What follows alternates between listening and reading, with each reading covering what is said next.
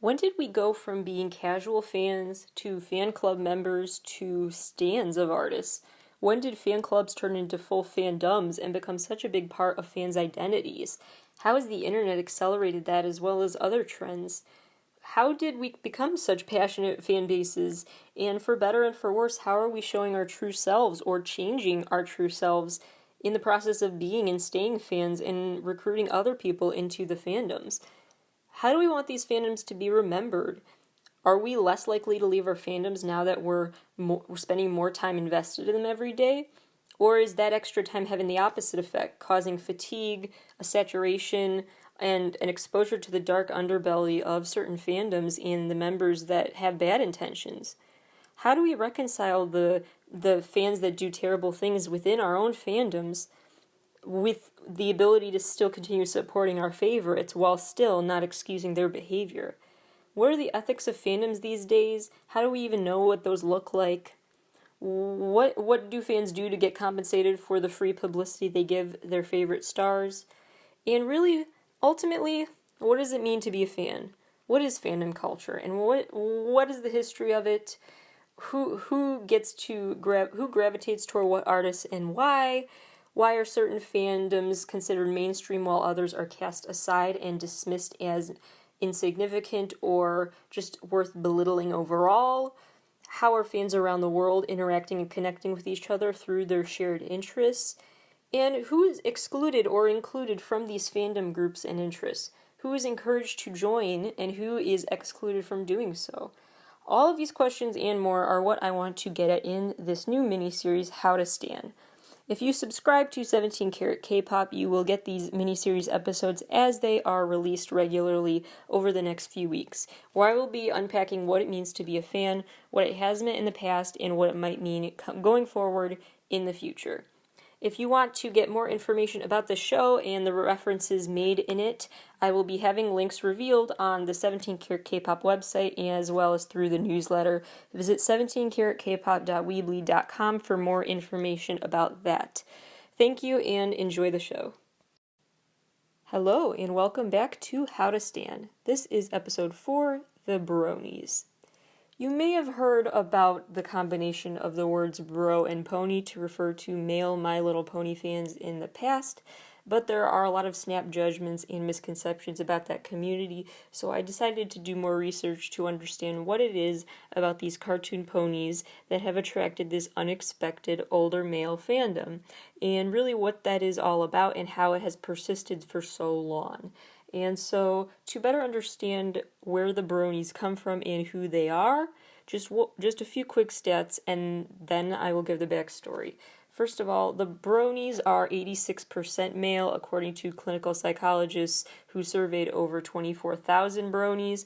These psychologists, Marcia Redden and Patrick Edwards, discovered that 86% of them are males and that some females do call themselves Bronies. Typically, it's just a term used to refer to older than the target demographic fans of this TV show that has recently been rebooted. My Little Pony Friendship is Magic is the main show that they are really into. So this has been a thing for quite a while. Actually, Margaret Loesch, the CEO and president of The Hub, the TV network that airs My Little Pony Friendship is Magic, she's said, this show started out in the 80s and 90s before the 2010 reboot that people have fallen in love with so much more than ever, but she said that, even back in the 80s with the original show, she would get a lot of fan mail from male fans of the show, so this is nothing new. But there's been renewed attention on it, largely due to its expanded influence greater than ever before, in part thanks to the internet, as well as just revived conversations surrounding why these unexpected audiences might be into these ponies. So anyway, the age range of Bronies tends to be between 18 to 35, with some studies showing an average age of about 21 years old. And the majority identify as heterosexual. So that is just one of many binaries we are going to talk about being dismantled, these binary assumptions about if you like a feminine thing, you must be gay versus masculine males like straight things. I mean, the ways we characterize hobbies and interests are really contorted and challenged. Our notions of traditional ways of being are challenged and brought into question because of content like this. So we're going to unpack that more later on in this discussion. But let's go back to where it all began. So there's a site that started in 2003 called 4chan. And 4chan really, it's kind of like Reddit, only a lot less censored, but there are some, at least there were some moderators at the time when this community really popped up. So basically what happened was there was an opinion piece that was published to 4chan in October of 2010. And this piece was quite the scathing op-ed critiquing shows that are based on cartoons. So it was titled "The End of the Creator-Driven Era in TV Animation," and it really went to town on essentially roasting shows like Strawberry Shortcake's Berry Bitty Adventure and G.I. Joe Renegades, toy-themed TV shows. And it also really largely critiqued My Little Pony Friendship is Magic, basically claiming it was the end of genuinely new creative ideas in cartoon television shows. And so a lot of the people who happened to be on 4chan at the time were male, and they happened to get very defensive and critical of this op-ed, saying that is not fair and defending this show.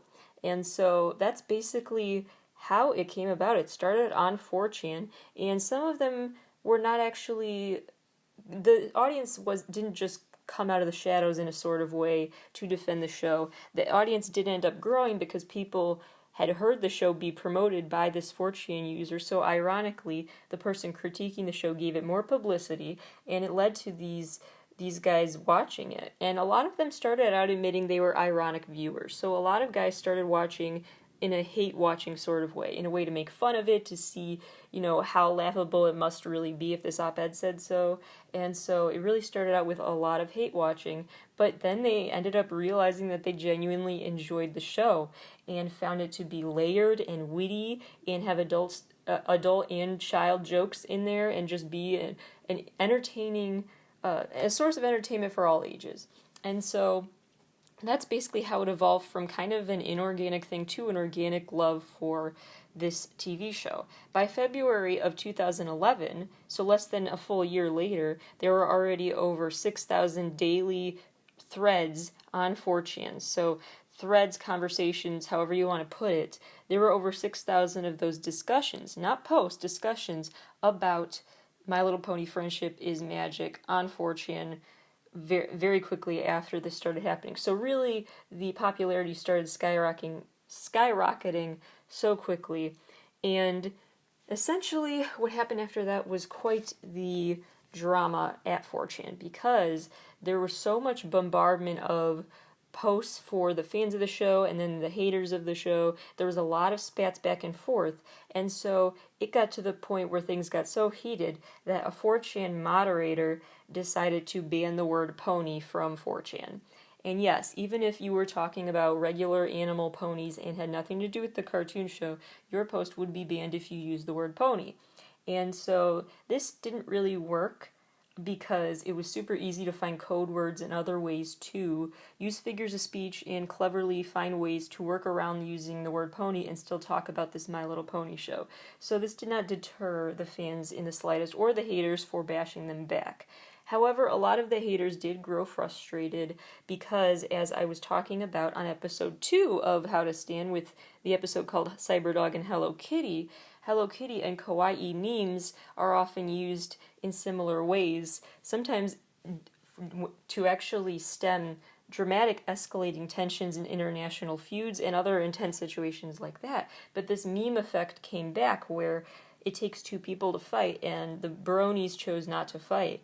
So then eventually the other side got so flustered with the constant barrage of content that wasn't even angry. It was just apathy or rolling their eyes or just, and I don't care, I'm not going to give you power and let you identify yourselves as winning this argument. Those values basically came out until they basically won. It's not like the haters went away, but the meme effect was really in full, where this cuteness overload really they killed with kindness the enemy in a sense. And so that really came into effect here, where they succeeded not necessarily in silencing the haters, but in delegitimizing their sense of power, in their sense of toughness and superiority. They really by laughing at and teasing and making a mockery of the haters, they really brought legitimacy to their own viewpoint here. So that's basically what happened, and really it was acknowledged by people outside of the community as well, outside of this feud. So Christopher Poole, the creator of 4chan, actually said at a South by Southwest panel, quote, "My Little Pony is the only group to take on 4chan and win. 4chan once took on the FBI and won. So you might say My Little Pony is more powerful than the FBI." A quote that the Bronies definitely took and ran with. So that's when their legacy really started being acknowledged in the mainstream media, and they began being investigated a lot and talked to and questioned after these comments, and this whole 4chan drama happened. And so basically what happened is that the Bronies decided that as much as they kind of won this fight in a way, they also were tired of the negativity. They were tired of constantly having to defend their favorite show as opposed to just enjoying it. So they decided to create their own spaces online. They were tired of taking up space in a place that was just leading to vitriol. So they decided to move their discussions to a more positive place and build community elsewhere, and that led to the rise in Brony dedicated sites like Equestrian Daily, Rainbow-net, PonyChan, all sorts of versions of a 4chan type site, but for fans only, no haters allowed. And there were so many of these sites that were racking up so many views. Hundreds of millions of users are on Equestria Daily, which is one of the most popular of these sites. Although these efforts were not necessarily as centralized as you may think, though, there are actually even Reddit accounts dedicated entirely to helping you understand and distinguish the differences between all the websites. So it's a very decentralized operation, but an operation nonetheless that really showed the passion and the commitment to the show that the Bronies developed. So what is this show about, and what is the big deal? It is a show created by Lauren Faust, who she worked on episodes of the Powerpuff Girls and Foster's Home for Imaginary Friends, a lot of very beloved children's cartoons. And she was actually pitching a different cartoon idea when the person she was pitching to suggested she consider getting on board a My Little Pony reboot and thought that she would be a great fit for that, which turned out to clearly be the case. So Lauren invoked her worldview a lot and was very hands-on as she created the show, as well as write for the show for the first 2 seasons of it. So her fingerprints are all over the show, which led to a very unique, specific way of talking about these ponies in a brand new light. And so that really attracted viewers of all ages and gender identities. And she really she intended to create a show that was for parents to enjoy while watching with their kids too. She didn't want it to just be another kid's show that would annoy the parents, but she didn't necessarily have in mind making it a show for everyone. This target audience, as Hasbro intended for the sake of toy sales, was still stereotypically labeled as being a young girl audience. So she was quite surprised when the Brony fandom rose up. She discovered them when a YouTube video came across her path talking about Bronies, and that led to her really engaging with them. Instead of shunning them or being weirded out, she, since she discovered their existence, has communicated with them frequently online, talking to them and just receiving their feedback and responding to it. So what is it that led them to enjoy the show, not just because they get that special relationship now with the actual creator, which definitely helps them want to stay committed and loyal to the show? So basically the premise of the show is that there is a unicorn named Twilight Sparkle, and she was sent by Princess Celestia to Ponyville to learn how to make some friends, because she's just very socially awkward and needs friends. And so she's ordered to learn that. So the show really is about forming these friendships. The main ponies are Applejack, Rainbow Dash, Pinkie Pie, Fluttershy, and Rarity. And each episode ends with Twilight Sparkle sending a letter back to Celestia telling her what she's learned. And so the moral of the story component that's in a lot of kids shows is in this one, but it's not shoved down viewers' throats. It's left for the last segment of the episode, so it really does seem to have this sentimental feel to it. And what it's been praised for, even outside of the Brony community, just in the press in general, is that, first of all, it is a show where the majority of the cast is female. So the main ponies are all female. There is one recurring male character, a little baby dragon named Spike, but for the most part it's a female cast. And that is much less common in kids' TV shows than you may think. Often there is at play, as this sociologist Katha Pollitt put it, this Smurfette principle. The Smurfette principle is basically saying how in a lot of kids' cartoon shows, there is a male main character, often several, and then female characters might be thrown in last minute. They're just not fleshed out characters. They don't have much to them. They are the sidekick. They don't reclaim the narrative as their own. They are just on the side of a show if they're in it at all. So this My Little Pony show took the Smurfette principle and flipped it on its head and made this a female-led show. Also, it has a lot of, in terms of not just character depth individually, but depth of relationships that was refreshing to viewers and others, just press critics about this, because the relationships between the ponies are not like another thing that is common in kids' shows, and just any cartoon really, is that the romance leads the story. The type of relationship that tends to be dramatic and a big focal point in kids content or any content really is a love story, but this was refreshing for being all about platonic friendships and about that bond and the importance of looking out for each other in that way. And so that version of talking about relationships was becoming the main focus of the show, was really appreciated by the viewers. So it was also a show that became praised for mixing this very retro looking 2D cartoon look like the original show from the 80s, but it updated the show also, mixing that old school artsy look with modern day feelings and struggles of the characters, and so it remained relatable yet nostalgic for viewers. So it was a great mix, and again, an element that let parents enjoy it as well as their kids.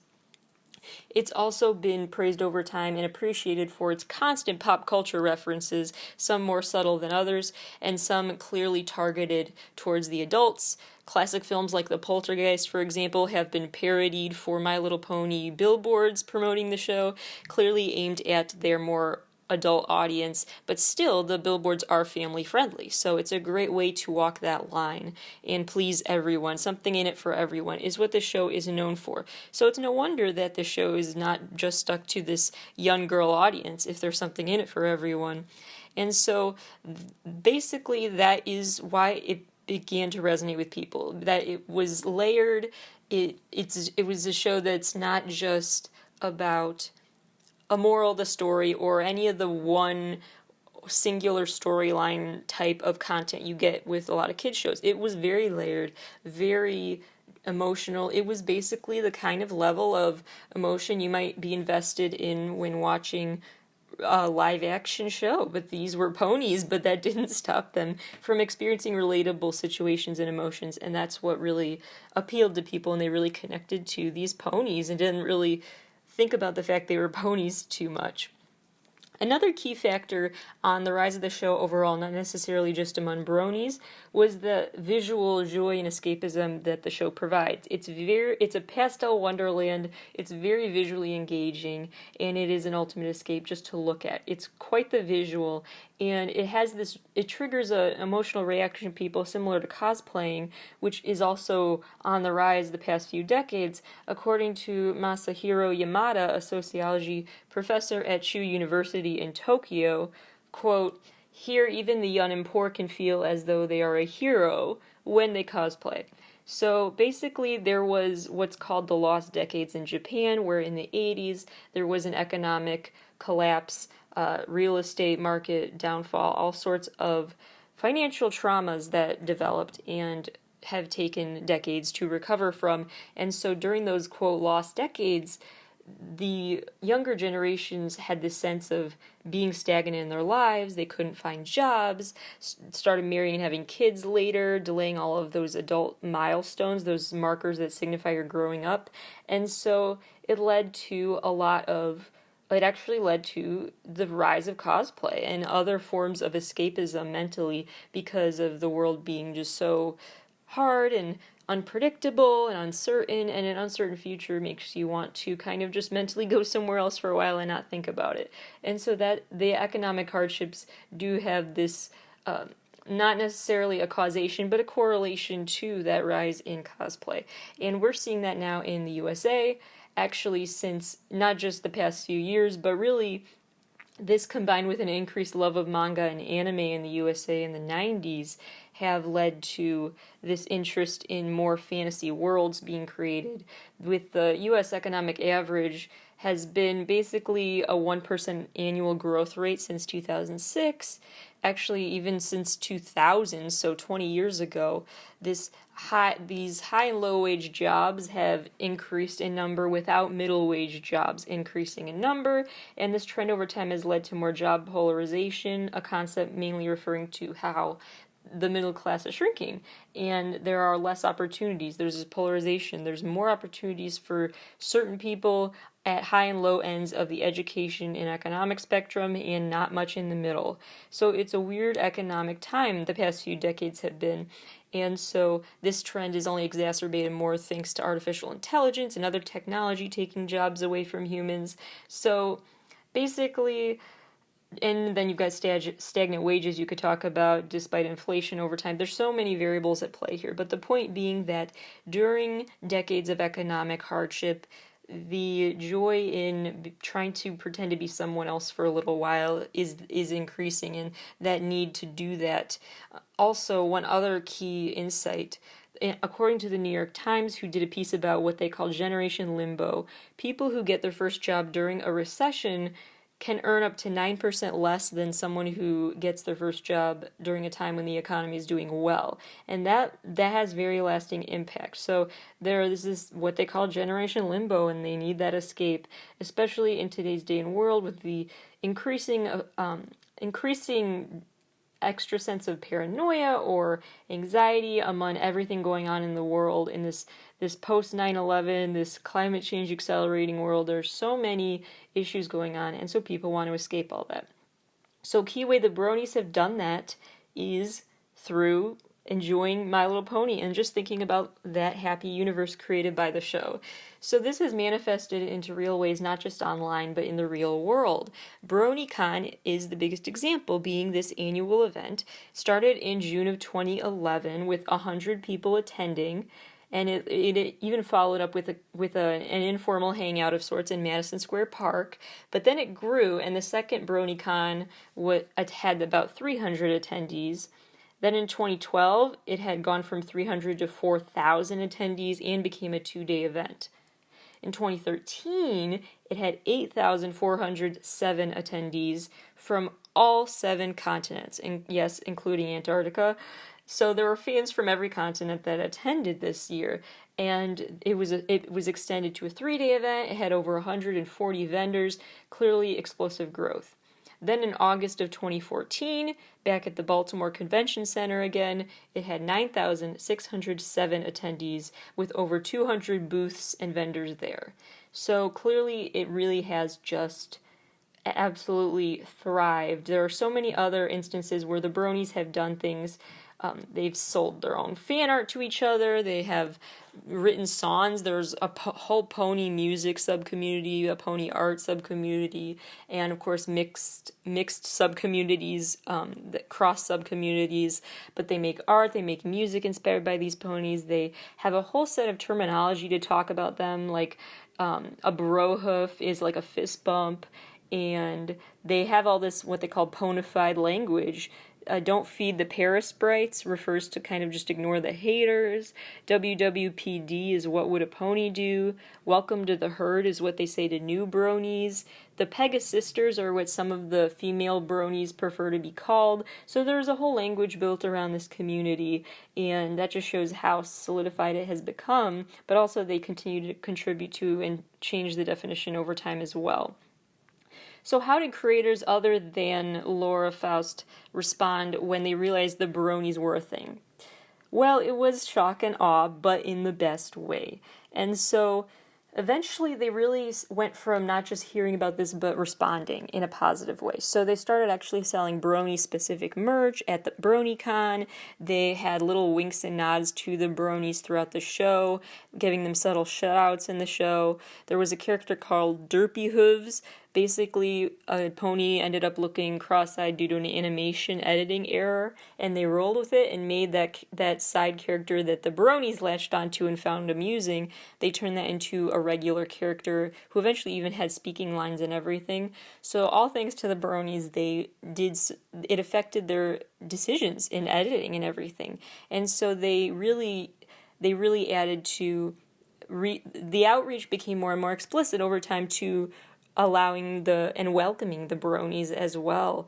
And so one of the main original creators of the show said, quote, "Most of them are just everyday people like you and I who have found something that sweeps them away and entertains them and that they connect with. And that's really all anybody is ever looking for in life, just to connect with something." And that's really all it is. These conventions and other hangouts are really a place where they just feel like they can be themselves and let their guard down and connect with other fans of the subject matter, and just kind of avoid judgment and get away from that for a while. However, naturally, there are still a lot of stigmas and snap judgments that are reached to about this community, which we are going to discuss after the break. In 2012, a crowd-funded documentary was created and released called Bronies, the extremely unexpected adult fans of My Little Pony. This documentary was intended to shine a light on Bronies, not necessarily in a detrimental way to their reputation, but that is kind of what ended up happening. This was criticized on many fronts. One criticism of this documentary was among the Pegasisters, the female Bronies, as some of them like to be called. These older female fans of My Little Pony felt very sidelined by this Brony documentary that pretty much excluded them. They also felt like it was a weird sense of othering where there seemed to be this assumption that the female fans were the default My Little Pony fans, and therefore it was nothing out of the ordinary, so why would there be a documentary about them? So it really added to just othering the Bronies instead of just humanizing and normalizing their existence. And so there were some critiques among the males as well about that, the fact that it was treated in the documentary as kind of an oddity and a fascination to have about the Bronies as opposed to a normalized thing. So I understand it's ironic for me to have an episode about them given that context, but I do think it's important to point out the way that they've been mischaracterized and misunderstood. And so it really, the documentary also really, it sounds like critics really had an issue with the lack of nuance it went into about these identities and what they are all about, because it really is not a show that they're watching as a form of resistance to gender norms and expectations. It started out ironic hate watching, but it turned into a genuine love for the show, and sometimes it's as simple as that. It's a genuine love for the show. Most of them do not intend to make a statement of one way or another based on their love of the show. But that nuance kind of got lost in the context of the documentary that really made it seem like, for example, there is a pony, Rainbow Dash, who's more of a tomboy is how she would be stereotyped, and she's also a rainbow-covered pony. So that is just one of the many examples of the ways that these pony characters are designed to look a certain way that is stereotyped as not masculine, but they are also maybe the ponies that are also like the most masculine of the bunch stereotypically. So it's not like saying your favorite pony is Rainbow Dash makes you like more manly because she's also rainbow covered. So basically any attempt to point out how a man might like My Little Pony, they took issue with that whole premise and making a documentary about that kind of question, because why should there be a deep analysis and scrutiny over which ponies they like, and why should there be gendered assumptions about why they like those specific ponies when it might not say anything deeper about them. It might just say they like it, and that is simply it. So according to a psychologist who we're going to talk about later on who conducted this study, Marsha Redden, she said, quote, "They're tired of being afraid, tired of angst and animosity. They want to go somewhere a lot more pleasant." So just summing up why bronies go to BronyCon and stuff. They're tired of being scared of just enjoying what they enjoy and not worrying about being made fun of for that and judged by it. And so they find BronyCon and similar events to be very liberating.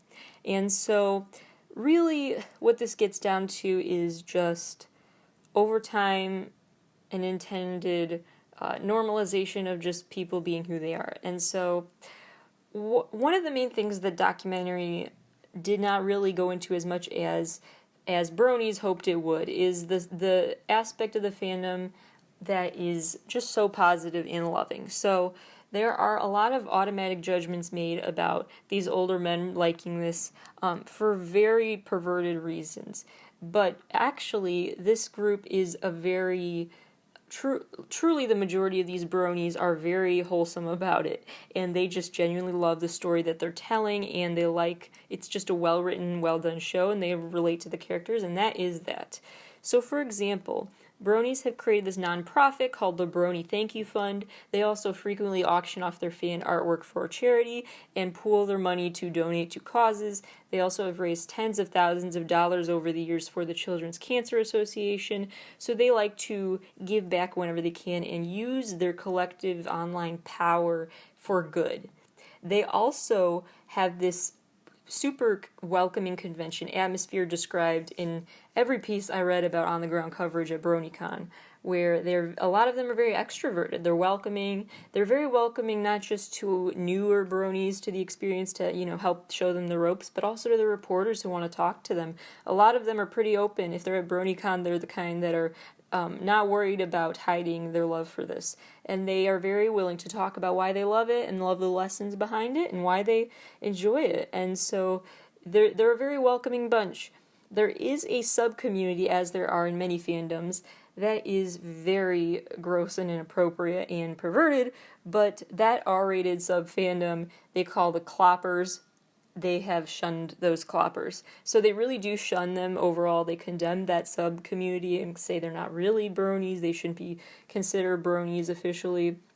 And really they respond also, again, with killing them with kindness. They kind of just shun them and don't talk about them. So when press on the ground at BronyCon ask these bronies what they think of the cloppers, as they're called, they simply shrug it off and don't want to talk to them. They don't want to add oxygen to their cause. They don't want to get involved or affiliate with them. And that wholesome atmosphere continues to be uplifted from the ground up. So Keith Butler, the co-founder of PonyCon, he upholds those extremely family-friendly standards for the convention every year, with no swearing or even what he calls negative juju allowed at BronyCon. You're not allowed to do anything that's not G-rated at BronyCon, and they keep it just a wholesome and welcoming environment as much as possible. So diving even deeper into the fandom here.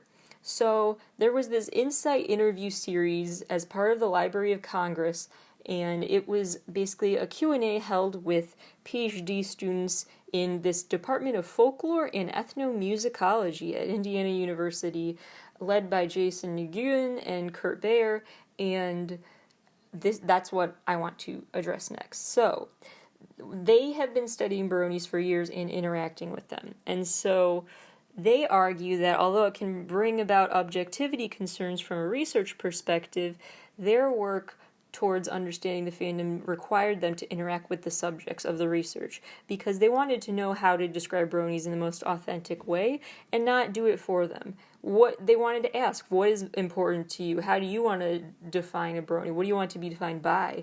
What does the media focus too much on versus not enough when it comes to what your fandom is all about? What do you want the world to know? And so they constantly have interacted on online platforms with bronies to add to and update the research on this subculture. And so they've constantly interacted with their subjects. They also talked about really why they do, with Jason saying, quote, "There's nothing more brony-like than starting a space of your own online," and that's really what they're doing. They're not trying to work with 4chan anymore, really, or other apps that are causing them to be harassed for their love of My Little Pony. They've just created their own safe spaces for that expression. And so that is the ultimate brony behavior, really. And so that is the way they have approached their research over time. And so also a point brought home in that discussion from Kurt was that really this was not made to make a statement. They really love My Little Pony, and it's not about making some sort of stance against gender stereotypes most of the time. Although that is something that is worth noting, because there are all these assumptions that it is abnormal and weird and peculiar to like a pony if you are male. And there's no comparison, clearly. It's a very weird socially constructed idea that pony interest is linked to masculinity or femininity. There's so many other examples of bizarre connections that humans make between what should be masculine versus feminine that has nothing to do with masculinity or femininity. Just totally random things suddenly get assigned those. And like the colors pink and blue are a prime example. It took up until the mid-20th century for blue to actually be called a boy's color and pink considered a girl's color. It's all just socially constructed. It's all really just kind of artificial at the end of the day, and society redefines things over time. So all to say that fandoms like this are only as weird as society claims they are. And they can become as normalized as society lets them. So there are still some, though, that face these stigmas, and they're called the stabled fans. Again, it's that ponyfying of conversations that they do all the time. And these stabled fans are ones who go about to extreme lengths to hide their brony identity. They clear search histories about the My Little Pony universe. They hide their merch when people are over. They make excuses and lie about their whereabouts when they go to a brony hangout event, and so on and so forth. But they continue to have that side of themselves. So according to Samuel Miller, the assistant professor of mass communication at Lane College, nearly half, so 47%, reported excessive negative reactions to their disclosure to a loved one about their love for My Little Pony. So nearly half got a negative reaction for that, and that just goes to show how entrenched our assumptions about how men should behave are in society, and how dangerous that is to people's just self-esteem and emotions. So that is something to keep in mind, is that these assumptions about how people should behave really don't stop them from behaving that way. They just shame them and make them try to hide it. And so really what's most important here is just accepting what people like for why they like it, and not worrying too much about your own. It's just important to keep in check your preconceived notions about what they like, and why are you so taken by surprise when they like something you didn't expect. And maybe you're not taken by surprise because it's abnormal, but because what's abnormal is the fact that they're open about their love for this. So their openness and the fact that their transparency online and their presence online is really reminding people they exist, that is really what's throwing people. There must have been many, like I said before, My Little Pony fans in the 80s and 90s too, but there just seemed to be a newer phenomenon because of their online presence, making their presence known. And it's just important to keep in mind that they might have been around all the time. It's just now they become this object of fascination, and hopefully eventually people just get used to it and realize that they've always been here maybe. And maybe, and I'm sure that's the same way with girls and the shows they're into and stuff. There's a lot of gendered assumptions about what shows people are into and what cartoon characters appeal. All those target demographic assumptions can be so outdated quickly, and sometimes never were really very accurate, frankly. So just it's all very important to keep in mind how humans redefine and can continue to redefine what is your target demographic and why do they associate girls with that interest or boys with that interest, when oftentimes that is not even nearly half the story. So just important to keep in mind when looking at fandoms like these is not to just look at them and be weirded out, but just take a moment to think about why are you weirded out, and maybe it's really nothing.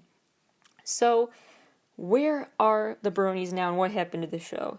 Well, it was canceled in 2018 after 9 seasons and 221 episodes, but a reboot series with all of the original voice actors is coming apparently in 2020, but the pandemic has changed a lot of plans. But that is tentatively a plan for Discovery Family Channel.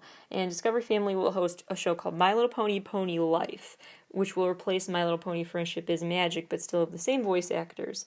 And a My Little Pony movie is slated for release in 2021.